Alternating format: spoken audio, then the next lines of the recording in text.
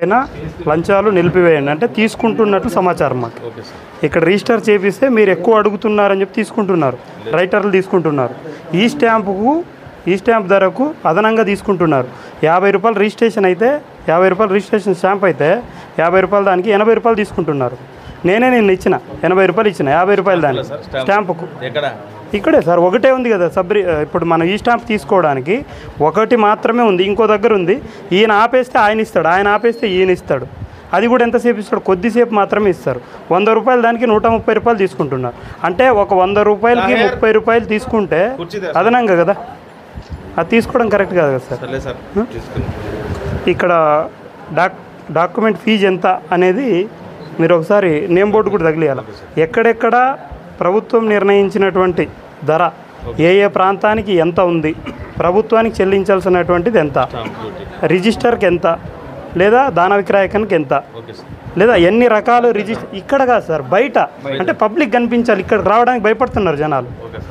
కానీ మీరు అక్కడ పెద్ద బోర్డు పెట్టండి, ఎవరు కూడా ఫీజు ప్రభుత్వం ఎంత నిర్ణయించింది. ఓకే సార్, పర్లేదు. మీరు ఎంతైతే నిర్ణయించుంటారో రైటర్ కూడా అంతే తీసుకునేటట్ల. సబ్ రిజిస్టర్ కార్యాలయానికి దాదాపు రోజు 100ల సంఖ్యలో జనాలు వస్తారు. నీళ్లు లేక ఇబ్బంది పడుతున్న పరిస్థితి. ఎందుకంటే డబ్బులు ప్రభుత్వానికి చెల్లిస్తున్నటువంటి పరిస్థితి. ఇక్కడ ప్రభుత్వానికే డబ్బులు చెల్లిస్తారు ప్రజలు, కానీ వాళ్ళకి నీళ్లు పెట్టలేదు. ఈ అదనంగా డబ్బులు తీసుకుంటారు. దీని మీద యాక్షన్ తీసుకోండి. చాలా మంది తీసుకుంటున్నారు. స్టాంప్ కూడా ఒకరే ఇస్తున్నారంటే ఎంతమందికి పర్మిషన్ ఇచ్చారు? ఒకరే ఇస్తున్నారు. ఎందుకు అంటే స్టాంపులు అయిపోయినాయి సార్? సార్ స్టాంపులు ఎప్పుడు అయిపోయినాయి అంటారు సార్. ఇక్కడైతే రిజిస్ట్రేషన్లు జరుగుతూ ఉంటాయి, కానీ ఎవరైనా అగ్రిమెంట్ కోసం వస్తే తిప్పలు పడుతున్నటువంటి పరిస్థితి. ప్రతి దానికి కూడా అగ్రిమెంట్ అవసరం. వాటరు అవన్నీ ఏర్పాటు చేస్తాను, మీరు మళ్ళీ 1 వీక్ వచ్చి చెక్ చేసుకోవచ్చు. సరే సార్, ప్రతి దానికి మీరు 5,000 10,000 లంచం తీసుకుంటున్నట్టు చెప్తున్నారు. పట్టుకోవచ్చు సార్, నిలబడతారు.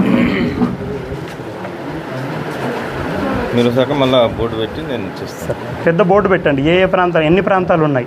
ఆదోనిలో ఒక్కో చోట ఒక్కో ధర ఉంది గవర్నమెంట్ రేట్, కానీ ఆ ధర ఎక్కడెక్కడ ఆ ఏరియా ప్రాంతం పేరు ఇవన్నీ ఆశించాక 1 వీక్ రండి, మళ్ళీ చెక్ చేసుకో. ప్రాంతం పేరు, ప్రభుత్వానికి కట్టాల్సింది ఎంత, అది రిజిస్ట్రేషన్ సార్. నేను అంటున్నది గిఫ్ట్ డీడ్కి ఎంత, 3.5 మొత్తం అన్ని రకాలుగా రాయండి. ఎందుకంటే ప్రజలు ఇబ్బంది పడుతున్న పరిస్థితి. ఎమ్మెల్యే గారు కూడా గత 2 నెలల క్రితం చెప్పారు ఇక్కడికి వచ్చి, లంచం తీసుకొని ఎక్కడైనా సబ్ రిజిస్టర్ ఆఫీస్ ఉందంటే ఆదోని మాత్రమే, అసెంబ్లీలో కూడా అన్నారు. మరి దానికి విరుద్ధంగా ఆదోని సబ్ రిజిస్టర్ ఆఫీస్ జరుగుతుంది.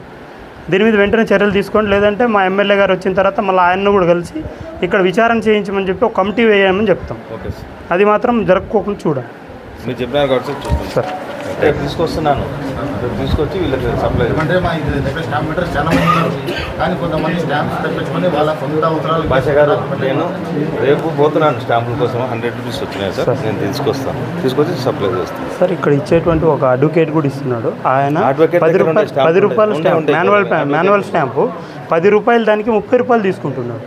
ఇది మరి దారుణంగా ఉంది. నేను ఒకసారి వాళ్ళతో పెట్టండి, లేదంటే ఎమ్మెల్యే గారి దృష్టికి తీసుకెళ్ళి సమీక్షా సమావేశం నిర్వహించండి. ఎందుకంటే ఎవరైతే ఇక్కడ రైటర్లు ఉన్నారో, సబ్ రిజిస్టర్ కార్యాలయంలో ఉన్న వాళ్ళు, ఈ స్టాంప్ ఇచ్చేవాళ్ళు, అదేవిధంగా ఎవరైతే నేను 10 మందిని పిలిస్తే నేను వాళ్ళందరితో కలిపి, అవసరమైతే రియల్ ఎస్టేట్ వ్యాపారస్తులు వాళ్ళందరినీ కూడా కూర్చోబెట్టి ఒకసారి, అంటే ఎమ్మెల్యే గారు అంటే ఖచ్చితంగా ఉంటారు సార్, అందరికీ అందుబాటులోనే ఉంటారు సార్. నేను స్టాంప్ వెండర్లు పిలిచి మీరు తక్కువ చేసే బాధ్యత చేస్తాను. మీరు వచ్చినందుకు అట్లని కాదు సార్, ప్రజలందరూ కూడా ఇబ్బంది పడుతున్నారనేది మా ఆవేదన సార్. ఆదోని సబ్ రిజిస్టర్ కార్యాలయంలో జరుగుతున్నటువంటి అవినీతి పైన జనసేన పార్టీ మండల కమిటీ బృందం ఈరోజు వచ్చి వినతి పత్రం ఇవ్వడం జరిగింది. ప్రతి రిజిస్ట్రేషన్కు అదనంగా వసూలు చేస్తున్నారని చెప్పేసి ఇక్కడ ఉన్నటువంటి రైటర్లు ప్రజల దగ్గర నుండి వసూలు చేస్తున్నటువంటి పరిస్థితి ఉంది. ఎక్కడైతే ఈ స్టాంప్ తీసుకునేటువంటి పరిస్థితి ఉందో అక్కడ కూడా 100 రూపాయలు ఈ స్టాంపుకు 130 రూపాయలు ప్రజల నుండి అక్రమంగా వసూలు చేస్తున్నటువంటి పరిస్థితి ఉంది. దీనిపైన కూడా చర్యలు తీసుకోండి అని చెప్పేసి సబ్ రిజిస్టర్ గారికి చెప్పడం జరిగింది. గత 2 నెలల క్రితం గౌరవ శాసనసభ్యులు పార్థసారథి గారు ఇదే కార్యాలయానికి వచ్చి లంచం తీసుకున్నటువంటి కార్యాలయం ఎక్కడైనా ఉంది అంటే ఆదోని సబ్ రిజిస్టర్ కార్యాలయం అని చెప్పేసి ఆయన చెప్పారు. ఎవరైనా లంచం తీసుకున్నట్లయితే, ఎవరైతే రిజిస్ట్రేషన్ ఖర్చుకు మించి అదనంగా తీసుకుంటున్నట్లయితే వాళ్ళపైన చట్టపరమైనటువంటి చర్యలు తీసుకుంటామని చెప్పేసి కూడా ఇక్కడ ఆదోనిలో ఉన్నటువంటి ఎమ్మెల్యే గారు చెప్పడం జరిగింది. అయినా కూడా అది ఇంకా మానుకోవటం లేదు. ఇక్కడ ఉన్నటువంటి రైటర్ల ప్రమేయంతోనే ఇక్కడ సబ్ రిజిస్టర్ కార్యాలయంలో ఉన్నటువంటి ప్రభుత్వ సిబ్బంది అదనంగా వసూలు చేస్తున్నటువంటి పరిస్థితి ఉంది. దీని మీద వెంటనే చర్యలు తీసుకోవాలి అని చెప్పేసి సబ్ రిజిస్టర్ గారికి విషయం తెలియజేసినటువంటి పరిస్థితి ఉంది. కానీ ఇప్పటికే కాదు, చాలా రోజుల నుండి జరుగుతున్నటువంటి పరిస్థితి ఉంది. ఇక్కడ ఉన్నటువంటి రైటర్లు మరియు సబ్ రిజిస్టర్ కార్యాలయంలో ఉన్నటువంటి సిబ్బంది, సబ్ రిజిస్టర్ గారు అందరూ కుమ్మక్కై ప్రజల నుండి దోపిడీ చేస్తున్నటువంటి పరిస్థితి ఉంది. వెంటనే దీన్ని ఇప్పటికైనా నిలిపివేయాలని చెప్పేసి జనసేన పార్టీగా విజ్ఞప్తి చేస్తూ ఉన్నాం. గౌరవ శాసనసభ్యులు అసెంబ్లీ సాక్షిగా ఆదోనిలో ఎలాంటి లంచము లేకున్నటువంటి సబ్ రిజిస్టర్ కార్యాలయం రాష్ట్రంలో ఎక్కడైనా ఉందా అంటే అది ఆదోనిలో ఉంది అని చెప్పేసి చెప్పడం జరిగింది.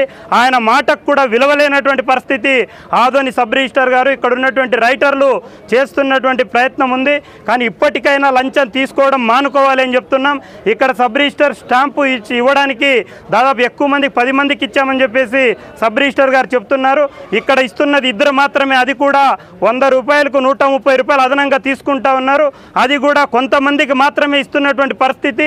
పేద ప్రజలు తమ అవసరాల కోసం వస్తే వాళ్ళందరికీ కూడా గంటల తరబడి వేచి ఉండాల్సినటువంటి పరిస్థితి నెలకొంటుంది.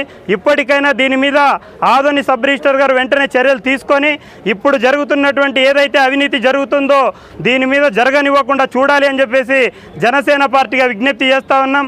రాబోయే రోజుల్లో సబ్ కలెక్టర్ గారికి, అదేవిధంగా ఆదోని శాసనసభ్యులు గారికి వినతి పత్రం ఇచ్చిన తర్వాత ఆయనకు కూడా విషయం తెలియజేసి ఇలాంటి సమస్య జరగకుండా చూడాల్సినటువంటి బాధ్యత అధికారంలో ఉన్నటువంటి మా పార్టీది కూడా బాధ్యత ఉంటుంది. కాబట్టి ప్రజలకు ఏ సమస్య వచ్చినా కూడా జనసేన పార్టీ కార్యాలయం దృష్టికి తీసుకురండి.